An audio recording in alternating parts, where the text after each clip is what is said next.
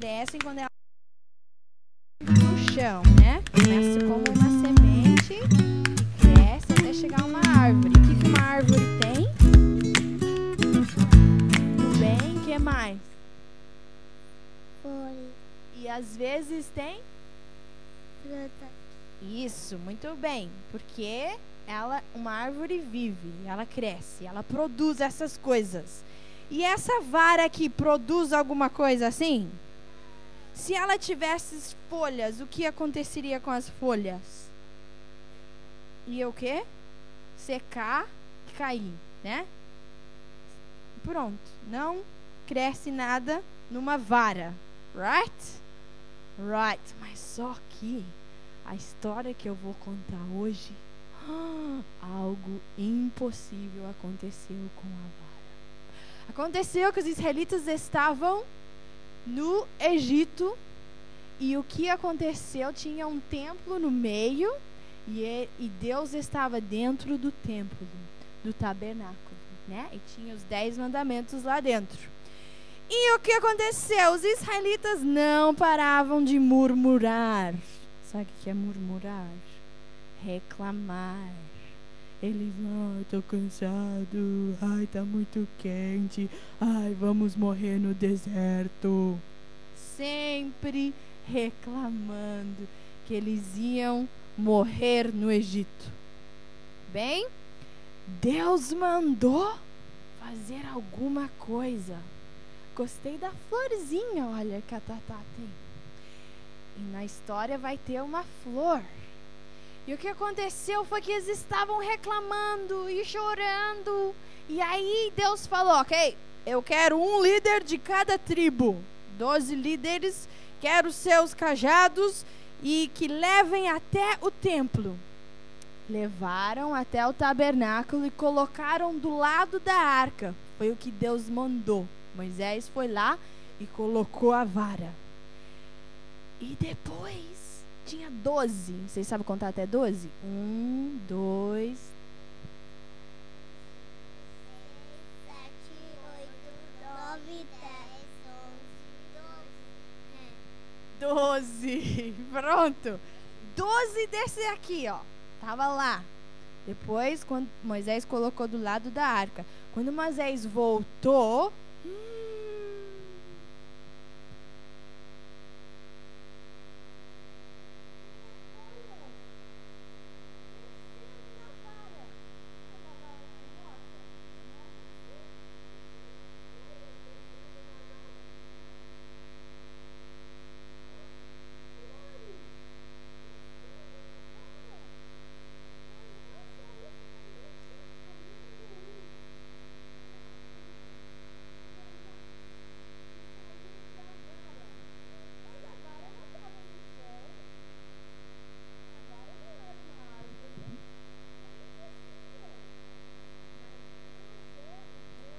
Impossível.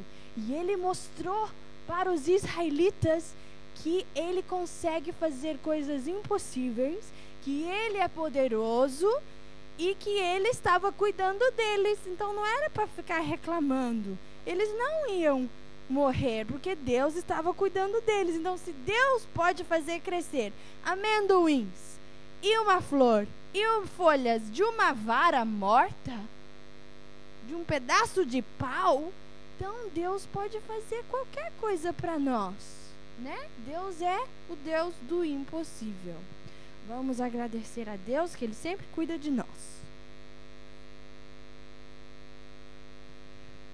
Papai do céu, Papai do céu, muito obrigado muito obrigado que você sempre cuida de nós. por você sempre cuida de nós. Em nome de Jesus, Em nome de Jesus, amém. amém.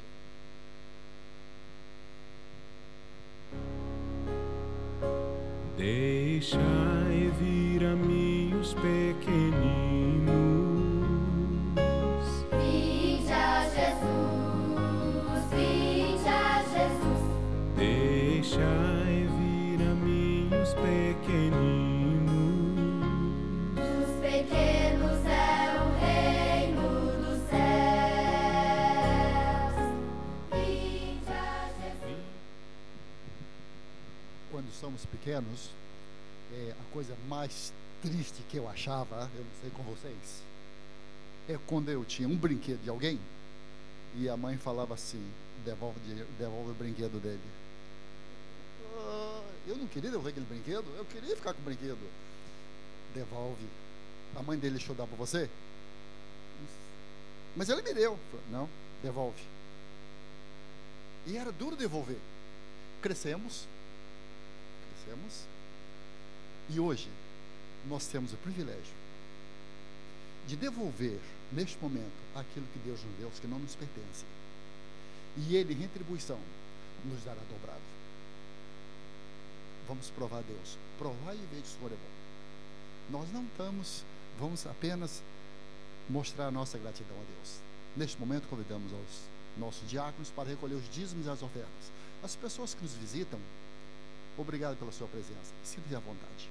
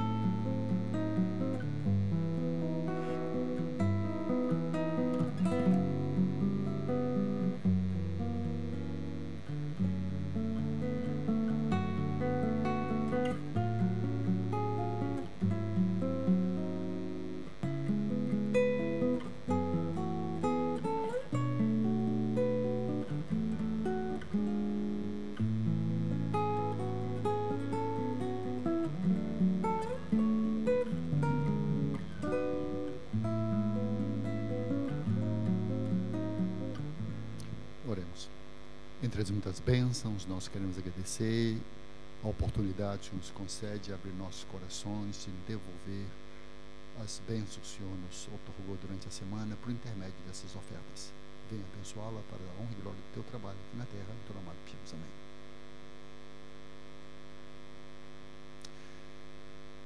Felizmente hoje eu sei que ninguém vai nos criticar, porque quando éramos mais novos, alguns ainda têm a mesma mania de ir ao banheiro e cantar, e as pessoas reclamam. Mas hoje nós vamos ficar de pé e unidos, vamos não cantar, nós vamos louvar a Deus com o hino de número 1. Vamos prestar atenção nas palavras desse louvor por intermédio da adoração ao nosso Deus.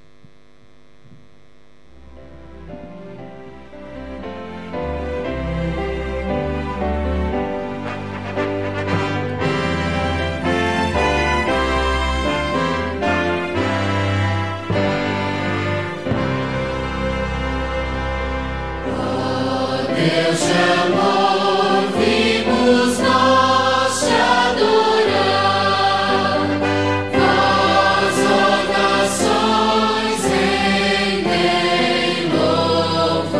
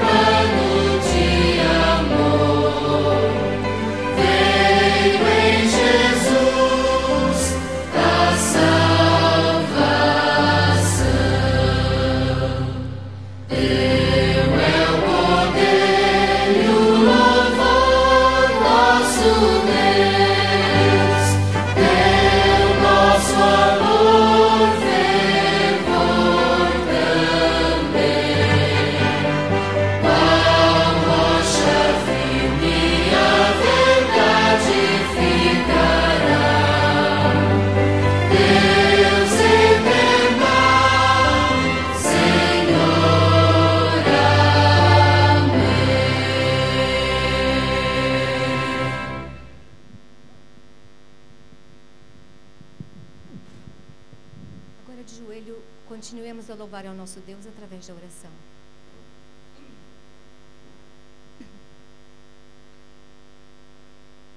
Glorioso Deus que estás nos céus, nós te louvamos muito pela grandeza da tua santidade e teu amor para conosco. Louvado seja o teu nome, meu Deus, cada dia que temos aqui nesta terra e para sempre, todo sempre, Senhor. Senhor, agora que neste culto de louvor, nós te agradecemos que sabemos que teu Espírito está aqui presente e que nós possamos, Senhor, abrir o nosso coração para receber a tua mensagem, Senhor, e que esta seja um bálsamo que nos aproxime mais de ti e que nós possamos assim viver contigo agora e para sempre. Queira abençoar o pastor, dirigindo o Senhor ao partilhar a tua mensagem, Senhor, e que essa possa ser um bálsamo para nossas vidas. Se com cada irmão aqui presente, aqueles que não estão aqui também, os que estão enfermos físico ou espiritualmente, queira ser com cada um.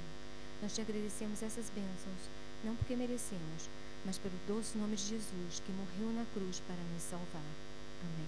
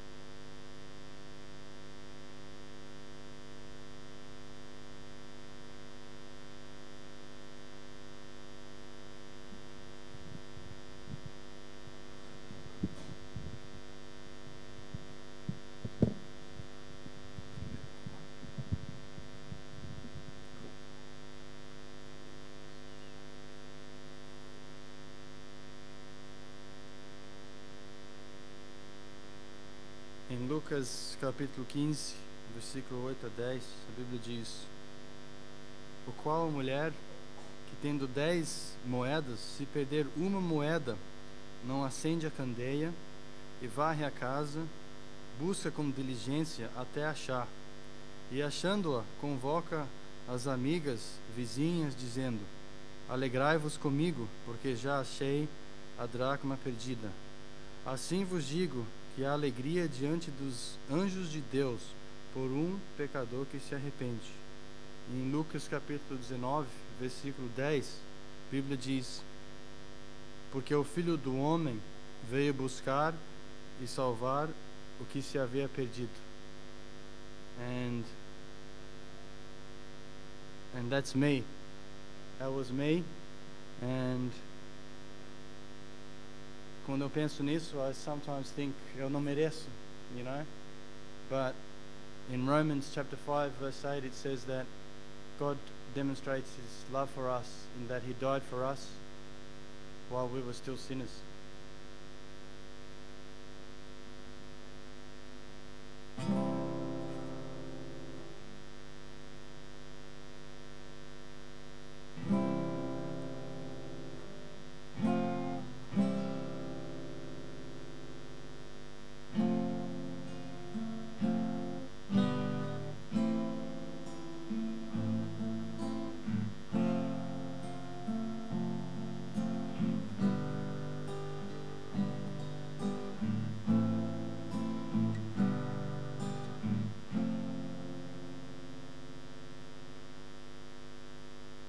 I once was lost, but now I'm found.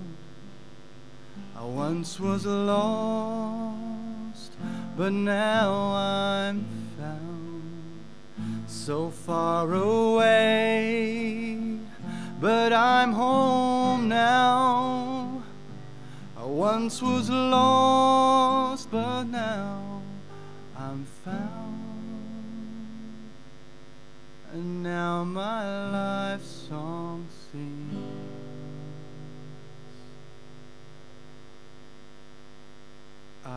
once was blind, but now I see. I once was blind, but now I see. I don't know how. When he touched me, I once was blind, but now I see. And now my life song sings. And now my life song sings.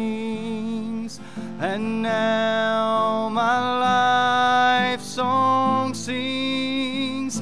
I once was dead, but now I live. I once was dead, but now I live. Now my life to you I give. Now my life to you I give. Now my life to you I give.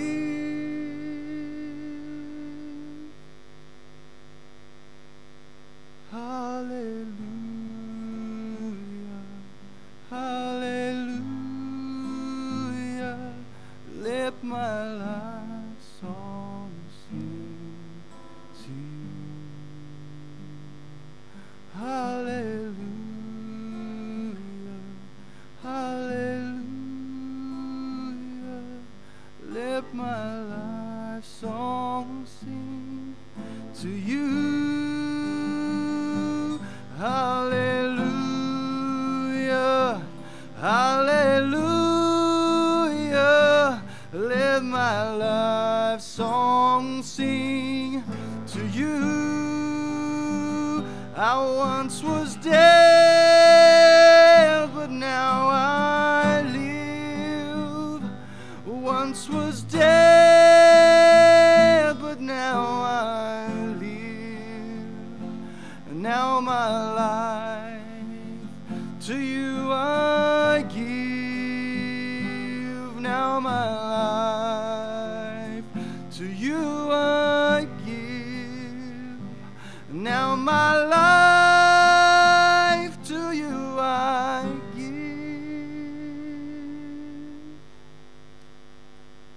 I once was lost, but now I'm found. I once was lost, but now I'm found. So far away, but I'm home now. I once was lost, but now I'm found. And now my life song sings to you.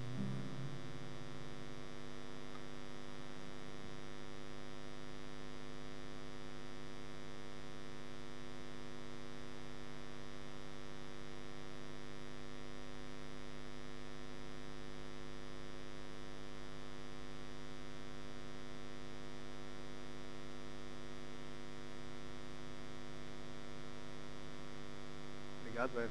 Inspirador, né? Quase tem a sensação de que a gente poderia dismiss the church e voltar para casa, né? Com o coração já repleto da palavra e da presença de Deus. Mas, irmãos, bom dia a todos, feliz sábado, é bom estarmos juntos. Eu estive pregando na igreja de Ashfield no primeiro horário, por isso não estava aqui na escola sabatina. E confesso que o coração está palpitando, né? Primeiro, como foi ontem seu pequeno grupo, né? O nosso foi muito bom. Discutimos um pouco sobre reavivamento e reforma. Temos mais de 10 pessoas lá em casa. Acredito que o seu também tenha sido assim, não é? E se você não tem experimentado, una-se a um pequeno grupo. Não fique de fora de experimentar esse aconchego num ambiente mais íntimo, mais informal, onde podemos ali desfrutar de momentos de oração e também de estudo da palavra de Deus. Mas meu coração está muito animado, principalmente porque estamos a menos de 30 dias do início do Lasting Power Series, né? O evangelismo aí que vai tomar conta da nossa cidade. 27 auditórios em toda Sydney, e diversas línguas, 7 línguas, não inglês, incluindo o nosso auditório aqui. E o material já tudo pronto, tudo caminhando, em contato direto com o pastor Rafael Rossi. E acredito que essa semana será uma bênção para a nossa vida e para a vida daqueles a quem nós convidaremos para estarem conosco. Alguns que chegaram hoje devem ter percebido ali, a mesa, ali a entrada, diversos desses panfletos, não é? Esse é o convite oficial, o panfleto oficial, quase 1,5 milhão deles distribuídos em toda Sydney. Então vai ser realmente uma varredura na cidade. A partir da segunda semana de abril, começarão alguns ads na TV, também no rádio. Nós vamos ver alguns billboards espalhados aí também em alguns lugares, M4, M5. E muita coisa já acontecendo, porque já são as semanas que antecedem o início do evangelismo. Vocês vão perceber que esse convite, ele está nesse tamanho, que talvez não seja muito funcional para um convite pessoal, mas porque foi feito, assim como mencionei, pelo menos 2 milhões. E ele foi feito no formato para fazer o letterbox, né? Mas nós temos deles em português. Então, cada venue, cada auditório tem o seu específico. Esse aqui é o nosso. Vocês vão perceber que atrás ele está em português. Nós temos aqui a foto do pastor que estará conosco, do nosso orador, a biografia dele, o endereço da nossa igreja, o horário pelo menos das 3 primeiras reuniões que nós teremos aqui. Então, as informações. Vocês perceberão que alguma coisa no português não saiu errado. A culpa não foi nossa nem minha. Patrícia também eu sei que deu uma assessoria. Mas sabe, eles estavam traduzindo para muitas línguas e alguma coisinha fugiu nos e-mails que se trocam e ficou fora. Mas nada que comprometa a qualidade ou o entendimento das informações que aqui estão. Eu tenho pelo menos 1.500 dele, deixamos alguns ali atrás. Leve quantos você quiser, ok? Leve quantos quiser, desde que você distribua, entregue para as pessoas. Não jogue na gaveta, não guarde, mas faça de cada um deles, quem sabe, um conduto para que Deus possa alcançar os corações. Temos vários ali, trago mais depois, mas leve quantos quiser. Temos também alguns cartazes, poucos.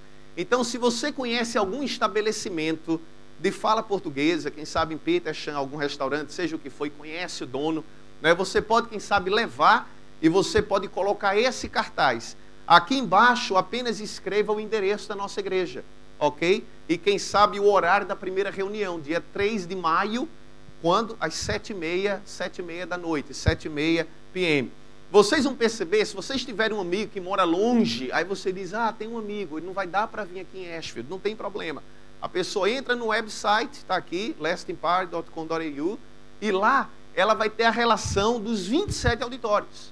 Algum auditório vai estar próximo à casa da pessoa. Então ela pode assistir em algum outro auditório, a temática será a mesma, ok? Então não vai haver problemas de... Você pode indicar a pessoa um auditório próximo da residência dela. Mas se precisar de um cartaz, leve o material.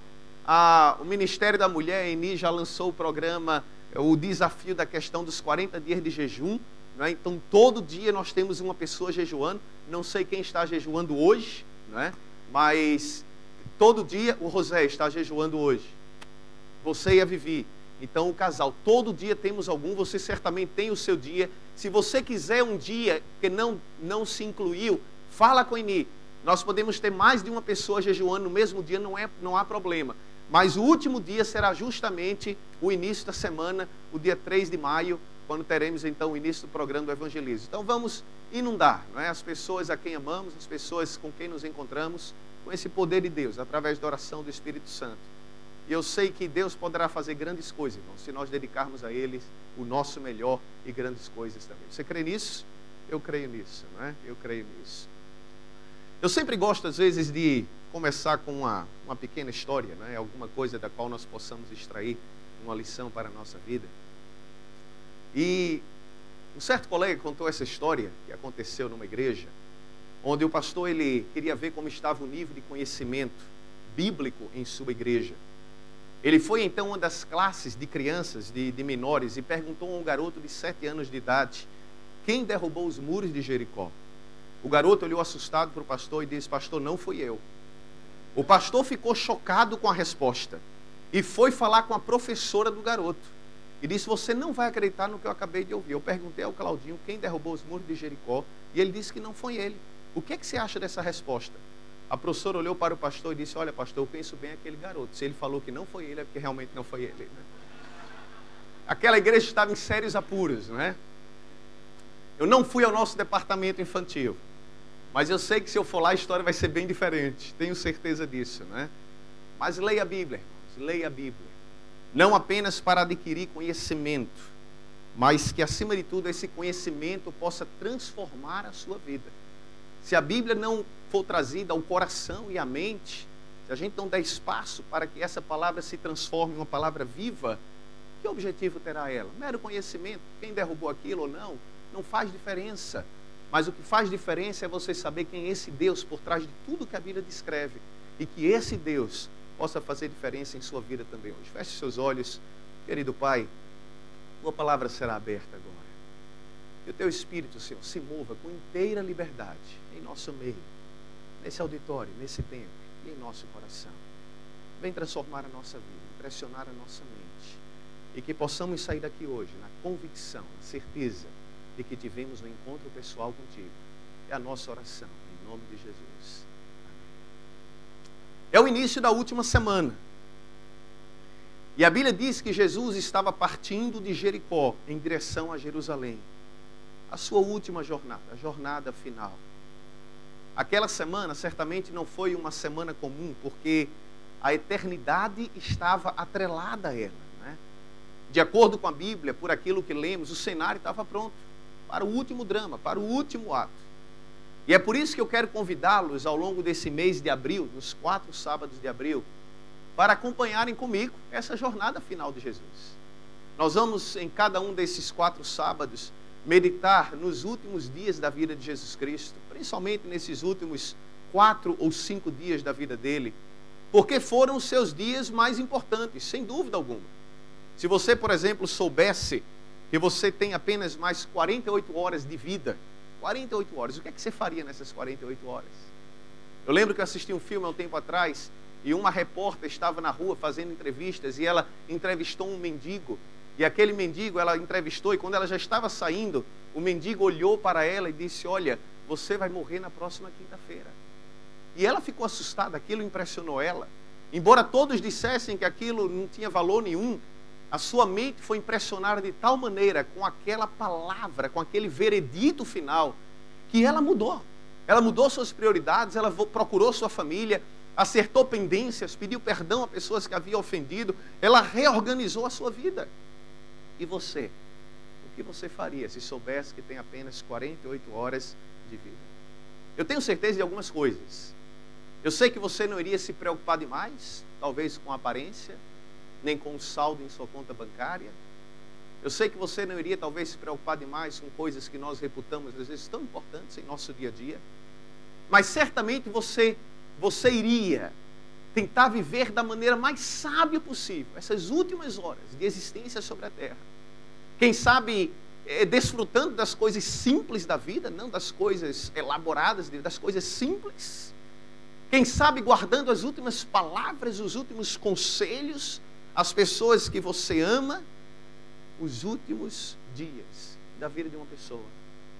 Geralmente tem a capacidade de lançar fora tudo que é supérfluo, tudo que é irrelevante e trazer à tona o que realmente importa, o que realmente é prioritário. Por isso, se nós quisermos conhecer a Jesus Cristo de fato, mais importante do que conhecer toda a sua vida e ministério, é principalmente nós meditarmos nesses últimos dias de sua vida, porque Jesus sabia que o seu fim se aproximava.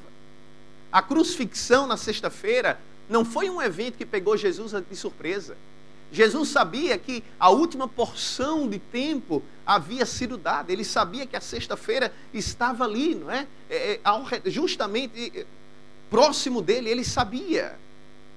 E essa última semana foi marcada de momentos tremendos, sabe? Jesus, por exemplo, ele pronunciou algumas frases desafiadoras na sua última semana de vida. Foi na última semana, por exemplo, que nós encontramos o que está escrito em Mateus 22. Abra sua Bíblia. Mateus 22, verso 41 e 42. Foi, por exemplo, nessa quarta-feira que Jesus ele perguntou àqueles que estavam ao seu redor: que pensais vós do Cristo? Quem é o Cristo para vocês? Quem é ele? Ele confrontou a multidão ao redor dele, confrontou os discípulos, perguntando-os: quem é o Cristo para vocês? Ele nos convidou a pensarmos quem é ele. Perceba que Jesus não perguntou: olha, pense nas coisas que tenho feito, mas pensem em quem eu sou. Nós vivemos hoje num mundo extremamente religioso. Eu sei que muitos pensam o contrário, mas na minha ótica, nós vivemos num mundo extremamente religioso. Eu não creio que esse seja um mundo sem Deus, pelo contrário. Observe as competições aí esportivas, não é? Quantas pessoas dedicam suas vitórias ao seu Deus, não é? E fazem gestos, quem sabe, dando a entender a presença de Deus, a manifestação sobrenatural de Deus. Mesmo pessoas que não creem em Deus, diante de situações na vida, às vezes mencionam Jesus Christ, não é? Naquele momento do susto, no momento ali do problema, no momento do infortúnio. O problema é que é um mundo com muito Deus, mas é um Jesus despersonalizado, sem conteúdo. Para muitos, quase como se fosse um amuleto, não é? Uma garantia de sorte, uma visão minimista de Jesus, uma visão distorcida, incompleta. É interessante que Jesus, ele não é isso que muitos pensam. Um grande profeta, um grande homem, uma pessoa sábia, um exemplo a ser seguido. Aliás, ele é isso, mas ele é muito mais do que isso. Ele é o próprio Deus. Eu estava esses dias no carro numa oficina, e enquanto aguardava na sala ali de espera, estava passando um desenho animado ali na TV, né?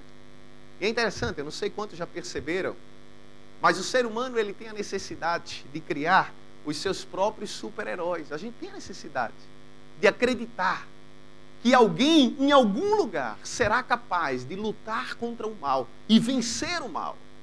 Nós temos a necessidade de acreditar que um dia, no final, o bem será supremo e o mal será derrotado. E nós criamos esses super-heróis ao longo da vida e a infância, não é? Lembro quando era garoto e gostava de assistir alguns, né? E lembro do meu predileto até hoje, né? Que era um tal de Thor, né? Ele tinha um martelo.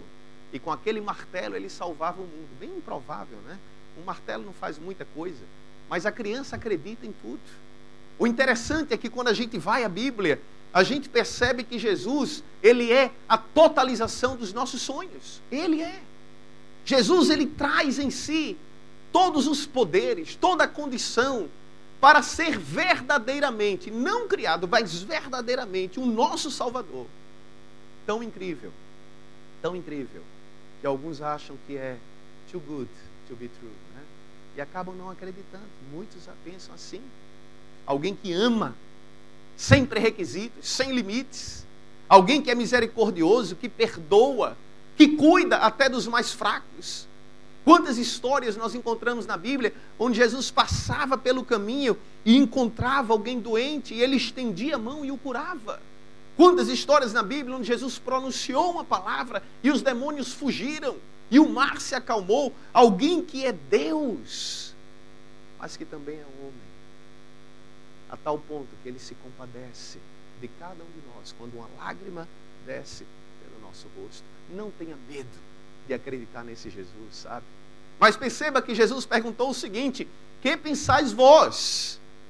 Não é o que está escrito a meu respeito, não é o que as pessoas falam, mas eu quero saber o que você pensa, o que você crê a respeito desse Deus e desse Jesus. É uma pergunta pessoal, irmãos, que exige uma resposta e um posicionamento pessoal. Nunca vou esquecer, eu era pastor em Natal e um dia recebi um colega, convidei um colega para fazer uma semana para a gente, como estamos convidando o Rafael agora, e ele veio com a esposa, passou uma semana conosco. E eu lembro que no último dia eu digo: olha, eu vou levar num restaurante típico, né? Um restaurante. E eu sempre passava na cidade, num restaurante cujo nome era Chique Chique, não é? Mas tinha sim o desenho de uns cactos, parecia um restaurante típico da região do Nordeste. Eu digo: olha, eu vou levá-lo ali. Eu sempre tive curiosidade de ir também naquele lugar e pensei que seria um lugar de comidas típicas, não é? E levei o casal, não liguei, não fiz nada, chegamos direto ali, eu, Ângela e mais o casal. E quando nós entramos no restaurante, eu percebi que o nome Chique Chique não tinha nada a ver com o sertão ou agreste nordestino, mas tinha a ver realmente com o ambiente do restaurante, né? E quando eu entrei ali, eu vi logo um piano de cauda e alguém tocando o piano de cauda, né? os garçons todos de black tie, né? Estávamos até, inclusive, meio que mal vestidos para a ocasião, né? Mas entramos ali, sentamos, e quando eu olhei o cardápio, eu percebi o valor dos pratos, e eu digo, não, está razoável, né? Está dentro daquilo que estava orçado, né? E muitos restaurantes você vai, e geralmente o prato é para 2 pessoas, alguma coisa assim, e cada casal escolheu um prato. E quando o garçom chegou e ele olhou com muito jeito, com muita educação, ele sussurrou no meu ouvido e disse, olha, senhor, o prato aqui é individual. E eu disse, tudo bem, então vamos escolher 4, né, ao invés de 2. E depois que escolhemos, eu já vi que o orçamento já havia estourado há muito tempo. E o almoço foi difícil de digerir, mas ficamos ali conversando, né, contando uma história ou outra. No final chegou a conta. E quando a conta chegou e eu peguei, por mais que eu tentasse controlar a minha expressão facial, não deu, não é? Eu lembro que o colega olhou para mim e disse, olha, André, qualquer dificuldade a gente... Eu digo, não, rapaz, está tudo sob controle, né? Passei o resto do mês comendo feijão e arroz, né? Mas é interessante. Há coisas na vida cuja porção, cuja questão é individual. É individual. Você não pode tratar em grupo, é individual. E você tem que encarar dessa forma. Jesus, naquele dia, ele tentou passar para cada um de nós essa convicção, essa certeza. Embora a salvação seja para todos, porque Jesus morreu para todos, mas a aceitação desta salvação é um ato individual, é uma escolha pessoal, que eu não posso fazer por ninguém. Ninguém pode fazer por mim. Você terá que fazer por você mesmo. O que você pensa a respeito do Cristo foi o que Jesus fez. Foi também naquela quarta-feira que Jesus falou sobre o fim, sabe? É interessante, Mateus capítulo 24, talvez seja um dos trechos mais impactantes da Bíblia. Tremendo sermão. Escatologia pura, né? E só para explicar, a gente ouve muitas vezes essa palavra na igreja, escatologia, não é nenhum nome feio, né? Mas escatologia vem da palavra eschatos, que é fim. Então toda vez que alguém fala de escatologia, é o estudo das coisas do fim, dos eventos finais. E aquele sermão é escatologia pura. É o apocalipse dentro dos evangelhos. Jesus descreve tudo o que ocorrerá. E quando Jesus pronunciou aquele sermão, e ele poderia ter escolhido qualquer outro tema para aquele momento, mas ele escolheu este tema, porque ele queria nos ensinar algumas lições. Primeiramente, ele queria preparar-nos para as tragédias da vida. Preparar-nos. E ele começou a falar para os discípulos da tragédia iminente, a destruição de Jerusalém. E ele advertiu, e ele disse, olha, cuidado, quando vocês virem isso acontecer, vai acontecer. E nós sabemos que no ano 70 da nossa era, não é, Tito subjugou a cidade de Jerusalém com um cerco. As pessoas entraram para celebrar a Páscoa e eles permitiram que entrassem. E quando multidões estavam dentro da cidade, eles formaram um cerco e a cidade fechou as portas. Com uma capacidade muito superior àquela que ela conseguiria suportar lá dentro. Não havia comida para todo mundo. As pessoas comiam um cinturão da sua própria roupa, o couro da sandália dos seus pés. Quase 100 mil pessoas foram levadas como escravos. 1 milhão de pessoas foram assassinadas naquele dia. Um verdadeiro holocausto. Mas Jesus advertiu, cuidado, eu quero prepará-los para que as tragédias, quando chegarem, não peguem vocês de surpresa. Irmãos, no mundo todos nós sofremos, sabe? Todos nós teremos nossa porção. Cada um de nós que estamos aqui, teremos nossas tragédias particulares. E não tem nada que você possa fazer para evitar isso. Não tem nada. Jesus disse, no mundo passareis por aflições, mas o quê? Tem de bom ânimo, eu venci o mundo. Ele nos advertiu, nós teremos nossas aflições, mas o segredo para vencermos o mundo, ele mesmo deu em Mateus 24, 13. Aquele que perseverar até o fim será o quê? Perseverar. Perceba que Jesus não disse, olha, aquele que tiver um saldo no banco bom, não é? Aquele que for rico, aquele que é bonito, aquele que é poderoso, aquele que é influente, aquele que fizer tudo certo. Não, ele disse o quê? Aquele que perseverar será salvo. A perseverança, irmãos, é a virtude dos vencedores. É ou não é? Olha a história da maioria das pessoas de sucesso na ótica humana, que realizaram grandes coisas. Se por trás de uma história assim não está a virtude da perseverança, em meio às dificuldades, problemas, percalços, a perseverança de continuar. Empresários, atletas, líderes mundiais, pessoas que chegaram no pináculo da vida, mas a perseverança foi o elemento decisivo, diferencial em suas experiências. Não é diferente em relação à vida cristã, irmãos. Não é diferente. Você vai precisar perseverar, porque você vai ter lutas. Lutas pessoais contra o pecado, problemas, pessoas no caminho. O diabo vai colocar o pé para você tropeçar, e você vai precisar perseverar na fé, na confiança, na esperança em Deus, crendo que vale a pena. Eu muitas vezes penso que a vida cristã, ela não é um sprint de 100 metros, não é uma corrida, como se diz, uma corrida curta, né? De curta distância, não. A vida cristã é uma maratona. Numa corrida de curta distância, você toma fôlego, não é? E dá ali toda a energia e termina logo. A vida não é assim. A vida é uma maratona, irmãos. E numa maratona, você vai experimentar ups, momentos. Você vai experimentar, sabe? Eu não sou um grande corredor, mas eu gosto de fazer jogging de vez em quando, né? E é interessante, quando você sai para correr, o que é que acontece? Os primeiros metros, é uma maravilha, né? Você sai ali, ainda está tomado banho, tranquilo, os pés estão inteiros, né? Ouvindo alguma coisa, desfrutando da paisagem, mas depois de alguns quilômetros, o corpo começa a dar sinais de vida, e as dores aparecem, e a sede, e o cansaço, e você pensa em parar, e você pensa em desistir, e você diz, não chega, é demais, já fui longe demais, não vou chegar, não vou cruzar a linha. E a reação vem, e é nesse momento que você precisa reagir e perseverar, enxergando a linha de chegada na sua visão, e pela fé acreditando que você ali estará. A vida é assim, irmãos. A vida é curta no sentido de que ela passa logo, mas a vida ao mesmo tempo é longa no sentido de que ao longo da mesma, certamente experimentaremos momentos diversos na vida e precisaremos perseverar. Por isso Jesus disse, aquele que perseverar até o fim, salvo. Não desista, nunca desista dos seus sonhos, nunca desista dos seus relacionamentos. Nunca desista do seu Deus, da sua vida cristã, da sua esperança. Nunca desista. Persevere, foi o que Jesus falou.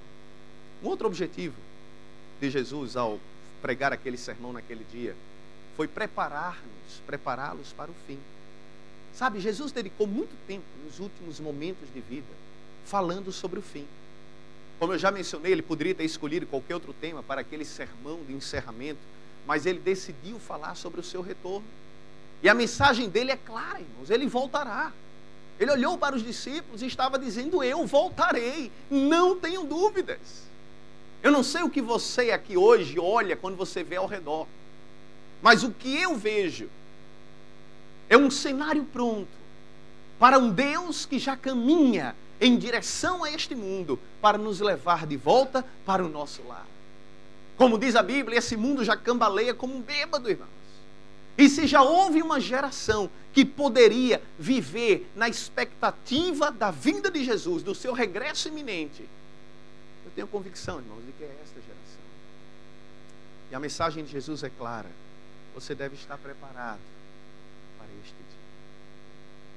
Final do ano nós somos no acampamento de Natal. Lembra o acampamento da igreja? Em Swansea, muito bom, não é? E eu lembro que no sábado à tarde a direção de altar organizou um programa bem diferente. Quem se lembra? Qual foi o desafio? Fazer esculturas na areia, né? 3 equipes diferentes. A Arca de Noé, a estátua de Nabucodonosor e a Torre de Babel. E as 3 equipes foram bem competitivas, né? Eu confesso que a nossa perdeu, mas até hoje eu acho que foi injusta, né? Mas tudo bem. Passamos a tarde ali. E as esculturas ficaram legais. Olha, ficou muito legal. À tarde ali. Fomos embora à noite, tá? No outro dia, não sei quanto se lembra, voltamos para a praia, o que havia acontecido? As ondas haviam levado. É interessante que ninguém ficou chateado, ninguém ficou decepcionado ou surpreso. Porque nós sabíamos no dia anterior que quando a maré subisse, as ondas varreriam e aquelas esculturas seriam desfeitas, nossos castelos de areia iriam embora. Nós sabíamos disso. Às vezes eu olho para essa vida, irmãos, e é interessante. Nós crescemos e nós construímos nossos castelos. E nos esquecemos que a maioria deles são castelos de areia, não diferentes daqueles que construímos quando éramos crianças ou que construímos naquele dia. E alguns olham para esses castelos que constroem, quem sabe a sua carreira, quem sabe os seus bens, quem sabe aí os seus sonhos, os seus planos, não é? Tudo que nós fazemos. E muitos acreditam que essas coisas são perenes, nunca passarão, mas elas não são. Jesus disse em Mateus 24, não se apegue demais a nada nesse mundo, porque o dia vem em que o céu se abrirá e eu aparecerei nas nuvens dos céus. Não se apegue demais a nada nesse mundo. Essa é a mensagem de Cristo. Tudo que seus olhos veem ao seu redor passará. Tudo. Só aqueles que vivem com Deus, que o aguardam, permanecerão eternamente.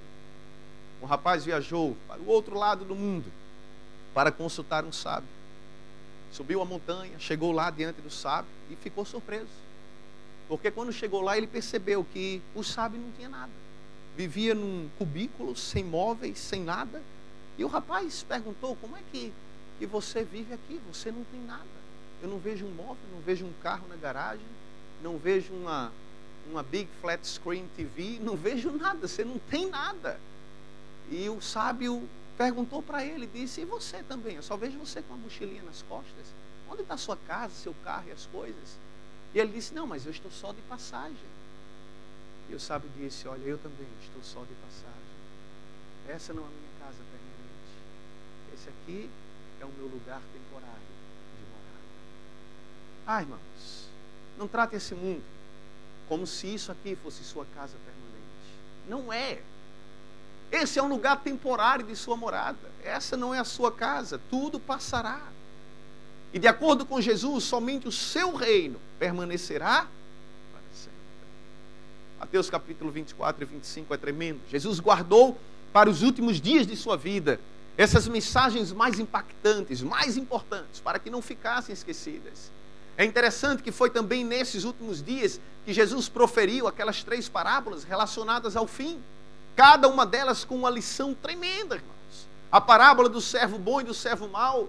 Jesus estava dizendo, reconheça o senhorio de Deus sobre a sua vida. Não caia na tolice de pensar, o meu Senhor tarda demais e vou comer e beber e me fartar. Não caia na tolice, o seu Senhor virá.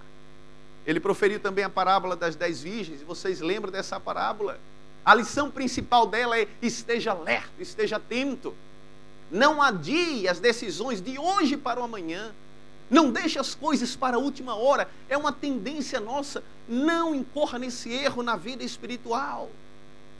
A terceira parábola, a parábola dos talentos. E vocês conhecem a parábola, aquele dono, não é? Ali o senhor das terras que distribuiu ali recursos para cada um dos servos e disse, olha, um dia eu volto e quero que vocês prestem contas do que lhes dei. E cada um deles usou de maneira, não é? De maneira diferente. E a lição básica de Jesus ali é, não pense que o que você tem lhe pertence. Em última análise, irmãos, a vida, os recursos financeiros, os talentos e dons que Deus te deu, tudo que você tem pertence a Ele. Ele te deu. E um dia Ele te pedirá contas dessas coisas. Use essas coisas, não apenas para benefício próprio, mas para beneficiar outros e para construir o reino de Deus também nesse mundo. Sabe, Jesus dedicou muito tempo a nos preparar para o fim, por uma razão muito simples. Ele não quer que você seja pego de surpresa. Mas sabe uma coisa que me surpreende?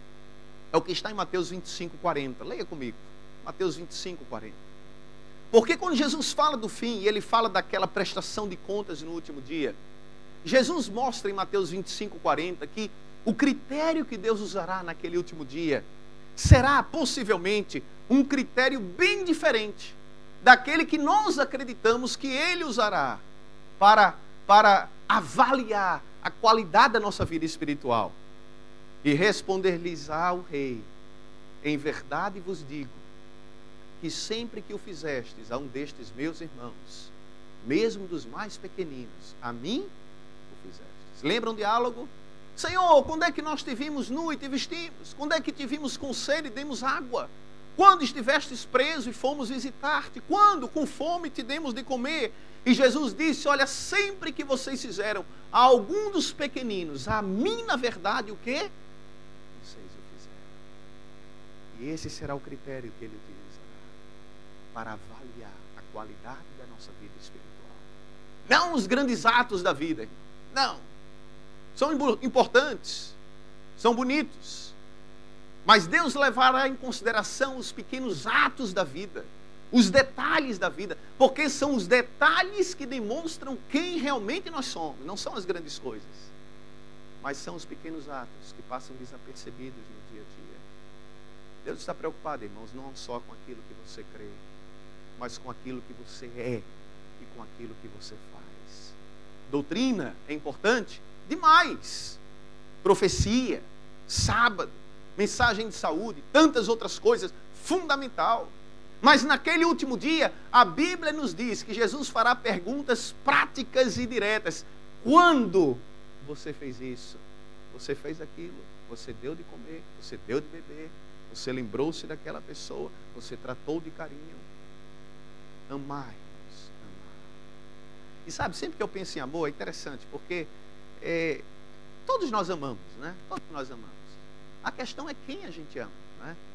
Amar, por exemplo, sabe, minha família é muito fácil. Amar minha esposa, amar minhas filhas, é fácil, né? Por quê? Porque elas me amam também, né? Pelo menos é o que eu espero, né? Mas elas me amam também. Mas é fácil. Mas amar aquele que discorda de nós, amar aquele que pisa no nosso calo, amar aquele que falou nas nossas costas, amar aquele que em algum momento tentou lhe prejudicar, amar pessoas que atravessam no seu caminho, pessoas com quem você não se dá tão bem, aí é que é a prova, irmãos. Amor prático, religião prática. Não apenas a crença num corpo doutrinário, não apenas a frequência regular a uma igreja, mas esse amor exemplificado na vida será o critério que Jesus utilizará naquele último dia. Francisco de Assis conta, num dos seus livros, uma história de que ele viajava e certo dia, numa estrada isolada, sem ninguém, ele viu um leproso caminhando na direção contrária. Ele cruzou pelo leproso e depois que cruzou, a sua consciência ficou e ele voltou. E ele voltou e o leproso parou e olhou para ele, mesmo sem trocar em uma palavra. Ele abraçou o leproso, deu um abraço e seguiu viagem. Quando ele deu alguns passos mais, ele resolveu voltar para trás, virar-se, só para aquela última olhada. E quando ele virou-se, poucos passos depois, o leproso não estava mais lá, não havia ninguém. Ele morreu pensando e acreditando piamente que aquele leproso era Jesus. E morreu dizendo, eu abracei a Jesus. A maneira como você trata os outros, irmãos, é a maneira como você trataria Jesus. Nunca se esqueça disso. Na face dos outros, podemos ver a face de Cristo.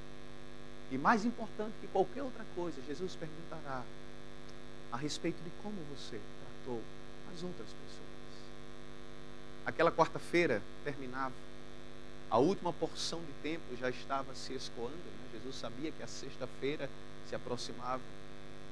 A sombra da cruz já se projetava sobre Jesus. Ele já tinha essa sensação. Os discípulos, é bem provável que eles não entenderam metade do que Jesus falou. E a história mostra isso. Muito do que Jesus pregou ali, eles não conseguiram captar, era informação demais, eles não conseguiram. Mas uma certeza eles possuíam no coração, uma certeza, de que somente escolhendo Jesus e vivendo com Ele a cada dia, eles estariam preparados para o que quer que Cristo estivesse descrevendo que aconteceria dentro em breve. Somente com Jesus eles estariam preparados.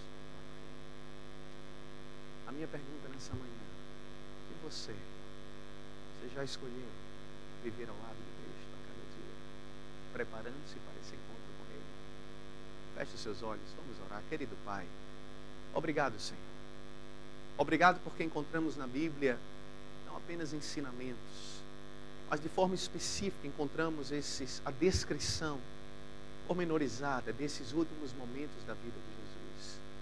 Sabemos que Jesus salvou para esses momentos as lições mais importantes, as frases mais impactantes, os ensinamentos mais necessários. E portanto, Pai, nós te agradecemos porque o registro está ali. Obrigado por esse sermão falando do fim, mas que fala acima de tudo de esperança, de renovação. Obrigado pelas advertências que nos mostram como devemos lidar com as demandas da vida, sem perdermos de vista o que é realmente prioritário. Mas acima de tudo, Pai, obrigado pela oportunidade de, nesta manhã, podermos mais uma vez escolher, servir, adorar e dedicar a nossa vida a Ti. Por isso, mais uma vez, trazemos a nossa vida ao Teu altar e depomos tudo o que somos e temos aos Teus pés e o fazemos humildemente em nome de Jesus. Amém. Vamos cantar o hino 91 para concluirmos o nosso culto nessa manhã. Hino 91, Jesus é melhor. Vamos ficar em pé e vamos então cantar, louvar o nome de Deus.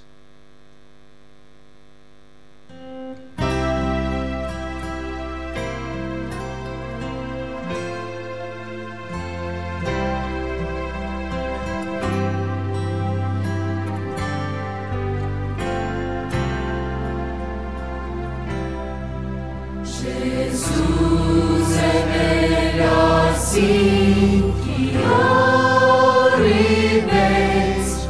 Jesus é melhor do que tudo que tens, melhor que riquezas e posições,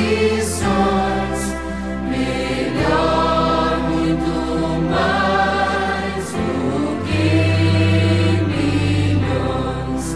Pode ser o rei com poder nas mãos, mas o mau escravo sim. 1000 vezes prefiro o meu Jesus e servi-lo até o fim. Jesus é melhor que qualquer valor, amigo leal no prazer e na dor, melhor do que tudo Ele é pra mim, melhor que qualquer amigo, enfim. Pode ser o rei com poder nas mãos, mas o mau escravo sim.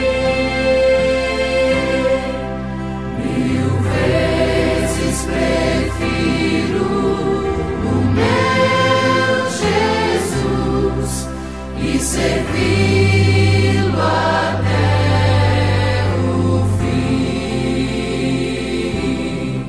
Jesus é mais puro que a linda flor. Jesus é o sol da justiça e do amor. Jesus é a fonte que satisfaz, caminho do bem, verdade e paz. Pode ser um rei com poder nas mãos, mas o mau escravo sim. 1000 vezes prefiro o meu Jesus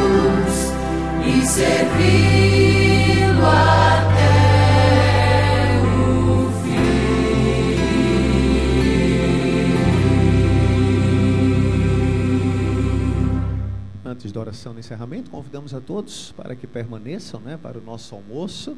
Ok? Todos são bem-vindos. Logo em seguida o nosso culto jovem. Então, um dia ainda repleto da presença e das bênçãos de Deus. Curvemos a fronte, querido Pai. Obrigado pelos momentos que aqui passamos em louvor e adoração a Ti. Que a Tua presença permaneça conosco ao longo deste dia, em cada coração, em nome de Jesus. Amém, Senhor.